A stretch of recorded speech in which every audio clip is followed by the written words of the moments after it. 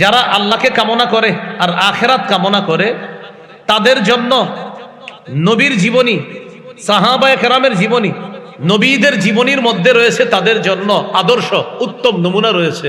যদি চান ইমান বাড়াবো, আমার আদর্শ সুন্দর করব, নবীজির সিরত নিয়মিত পড়বেন, নবীজির জীবনী পড়া, সাহাবায়ে কেরামের জীবনী পড়া। কারণ তাদের জীবনী পড়লে আপনার ইমানি শক্তি বাড়বে, আর ইমানি শক্তি বাড়ার সাথে আল্লাহর ওয়াদা আছে, সংখ্যায় যদি কম হয়, ইমান যদি মজবুত থাকে, ওই দলকে সাহায্য করা আল্লাহর ওয়াদা। 2 পারার 20 নম্বর পৃষ্ঠা আছে, কাম মিন ফিআতিন কালিলাতিন গালাবাত ফিআতান কাসীরাতাম বিইজনিল্লাহ। কত ছোট দল আল্লাহর হুকুমে কত বড় দলকে পরাজিত করে দিয়েছে। এটা কি কারণে? ইমানি শক্তির কারণে।